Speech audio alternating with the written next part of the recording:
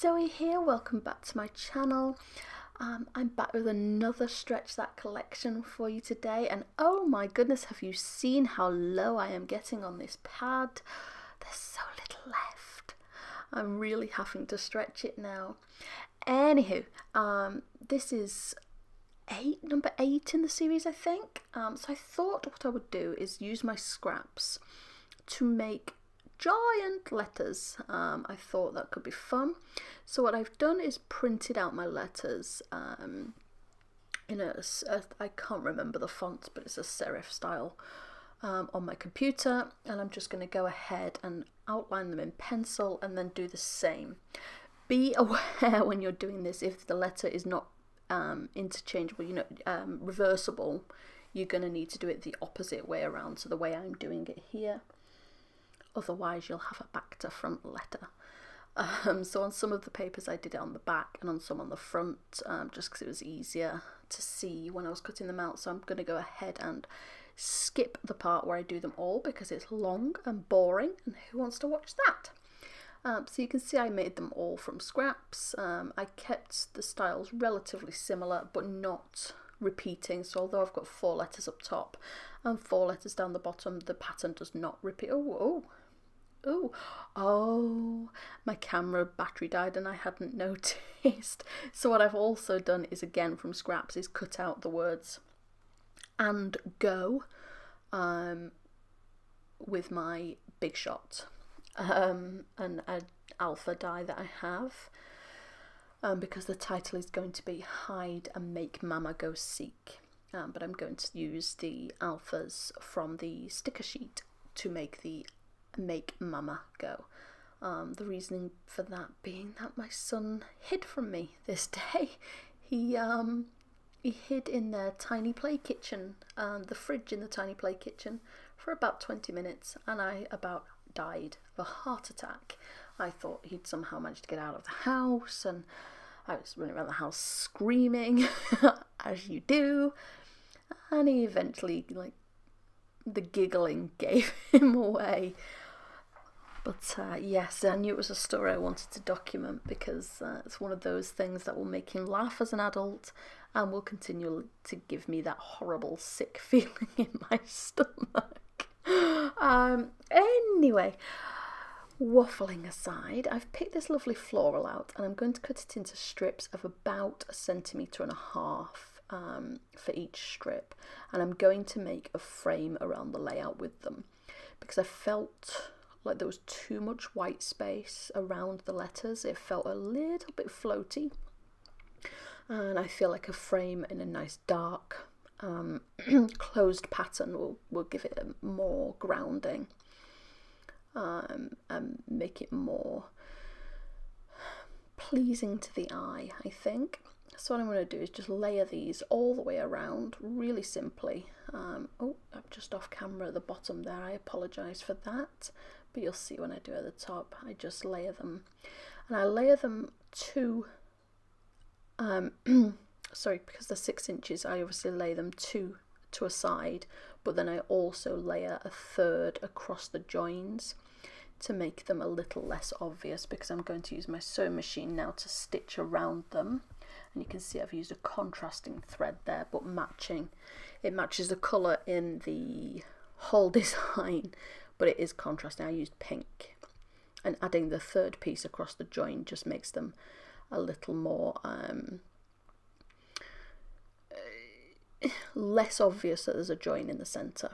So I've gone ahead and stuck those down, and now I'm going to take my Tonic Studios pokey tool and just some craft foam underneath and poke holes all the way around, because I'm going to use embroidery thread in contrasting colours, and go ahead and stitch all the way around them. And with the magic of editing, it's done. But I can tell you this took forever.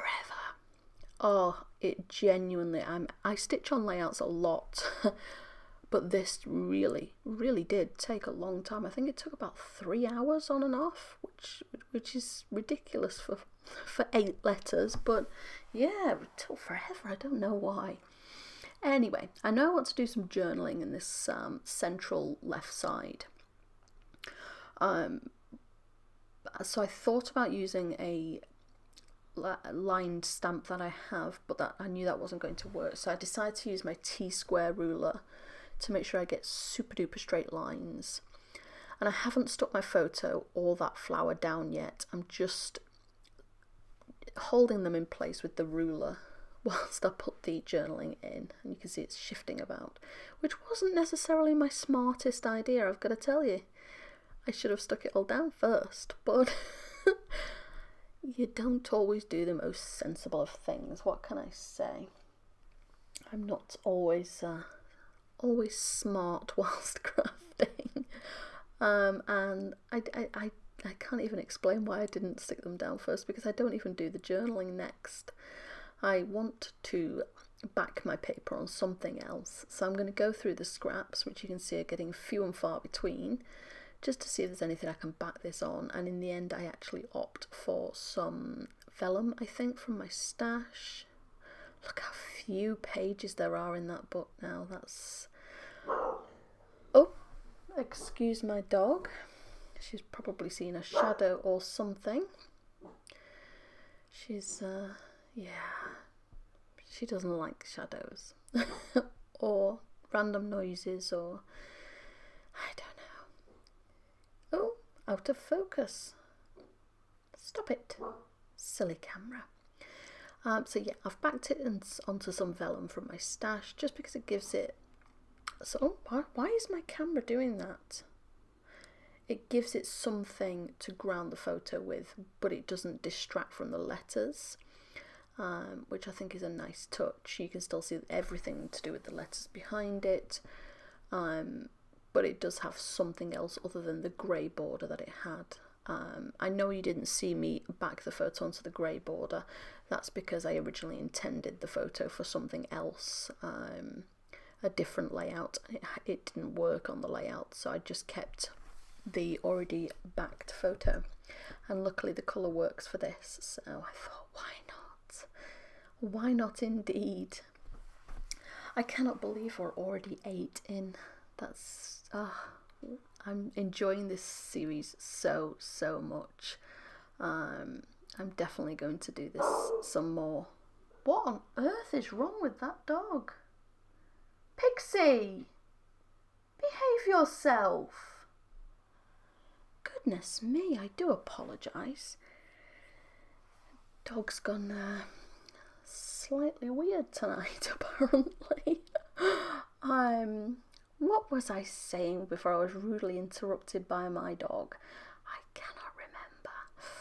Oh no, what was I saying? Nope, I can't remember. It can't have been that important then.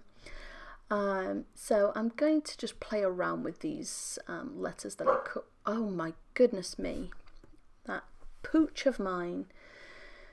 I don't know what she's seen, but she's not happy.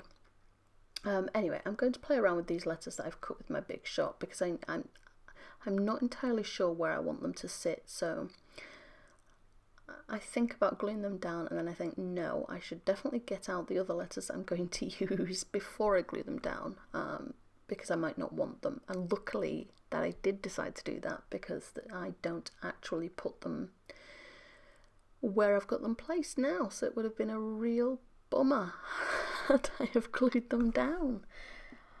Oh my. Can you believe that this is the second to last Monday? Crazy, right? Crazy. This month has just been such a blast. It's been hard work. I've been, editing at like 2 a.m. and crafting at 5 a.m. because of various family things, and then the children being ill and that sort of thing. And it's been exhausting, but I've loved every second of it, and I genuinely cannot thank you enough for how much support you've given to this project. It's been absolutely amazing, and I adore each and every one of you, each and every one. And I'm going to shut up now, because I'm waxing lyrical about feels and things, and I need to stop. So you can see I've added my journaling and I've gone ahead and glued those letters down, and now I'm just pulling a few bits from my stash, which is actually some rubber charms. The arrow and the stars I think were from Studio Calico kits. They're all rubber, so I've added 3 rubber elements, and then I'm adding 3 wooden elements too with wooden stars, just to add a nice sort of triangular feel of the same elements, and draw the eye where it needs to go.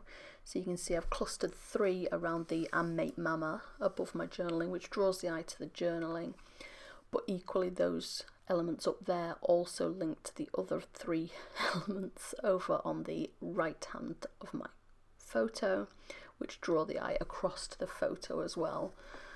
So it makes your eye run across the page in the right manner, or at least I'm hoping so. That's the theory. That's what I'm aiming for. And I've just added some Heidi Swap Colour Shining Gold, and that's it. I used next to no paper for this. It was all scraps, and you can see it makes a really big impact, so I'm really happy with this one. I'd love to know what you think. Leave me a comment down below. I always respond to them, and I will see you tomorrow with the next video. Thanks for watching. Bye!